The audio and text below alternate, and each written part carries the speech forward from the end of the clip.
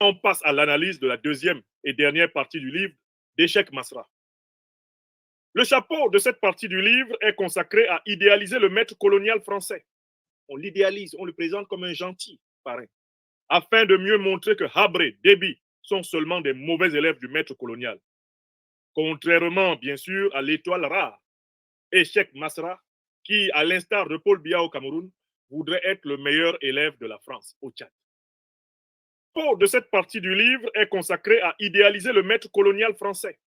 On l'idéalise, on le présente comme un gentil parrain, afin de mieux montrer que Habré, Déby sont seulement des mauvais élèves du maître colonial. Contrairement, bien sûr, à l'étoile rare, Échec Masra, qui, à l'instar de Paul Biya au Cameroun, voudrait être le meilleur élève de la France au Tchad. En effet, Masra écrit, citation, les prérogatives organisationnelles des institutions étatiques républicaines auxquelles nous aspirons aujourd'hui et qui, à bien des égards, sont les moins pires des structurations politiques, sont celles héritées de la civilisation occidentale. Fin de citation, page 48.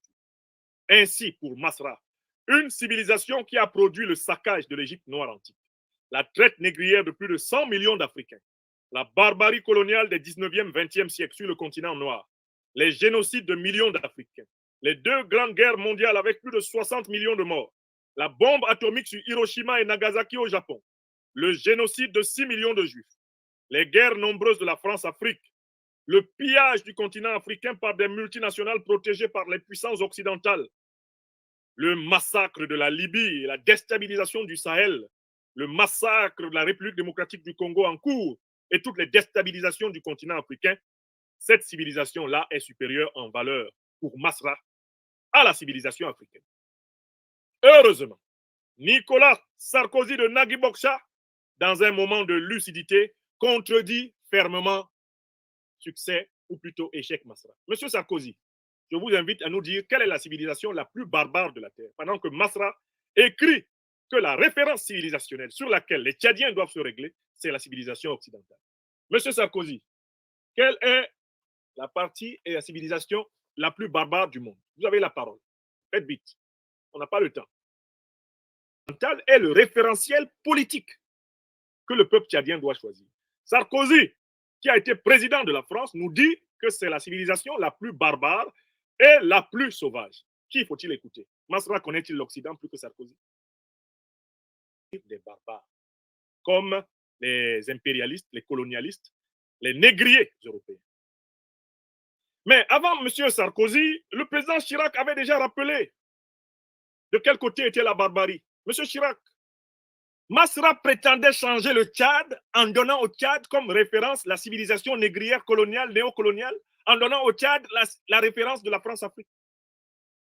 Mais soyons sérieux. Idriss Déby, qui pendant 30 ans, donc que la civilisation de référence.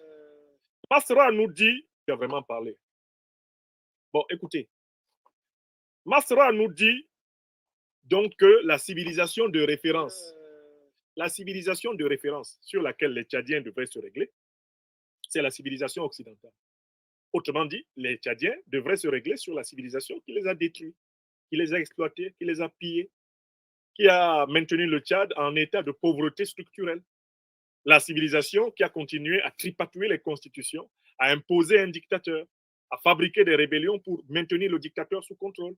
C'est ça la civilisation, celle qui a détruit la Libye, en association avec Al-Qaïda et l'État islamique, à travers son organisation militaire principale, l'OTAN. C'est ça la référence de Masra. Donc, c'est l'héritage occidental. C'est la civilisation occidentale qui doit être le référentiel du changement politique africain. Comment vous avez pu, avec un livre pareil, sacrifier vos vies, mes frères et sœurs tchadiens? En fait, parfois, on meurt derrière les gens parce qu'on n'a pas pris la peine de les lire. Est-ce que des Tchadiens sérieux, je pose cette question, avaient lu ce livre? Si vous aviez lu ce livre sorti en 2008 et ce paragraphe, la page 48, est-ce que vous devriez sortir pour mourir à l'appel de cet homme? Ou sortir pour mourir à l'appel de cet homme? Vous voyez pourquoi la lecture peut sauver? Quand les gens parlent, les gens publient des livres, s'il vous plaît, lisez. S'il vous plaît, lisons, parce que cela nous permet de savoir vers quoi ils peuvent nous mener.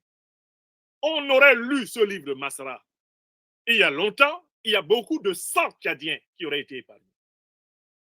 Moi, je serais tchadien, engagé dans la lutte démocratique, ayant connaissance de ce livre, je ne suivrai pas Masra d'un centimètre. À partir du moment où il me dit que la référence du changement politique africain, c'est la civilisation occidentale, dossier clos. Sur blanc. C'est écrit noir sur blanc, page 48. Vous vous battez pourquoi? Vous suivez qui là? Vous suivez un vassal, un valet intellectuel, un valet spirituel france-africain, c'est ce qu'il est. Il n'a même pas compris que l'Afrique a une histoire civilisationnelle longue et que ses références doivent d'abord venir d'elles-mêmes. Voilà pourquoi il méprise le président Tombalbaye qui a voulu, ne serait-ce que proposer, qui a voulu disposer le peuple tchadien à avoir une initiation traditionnelle collective.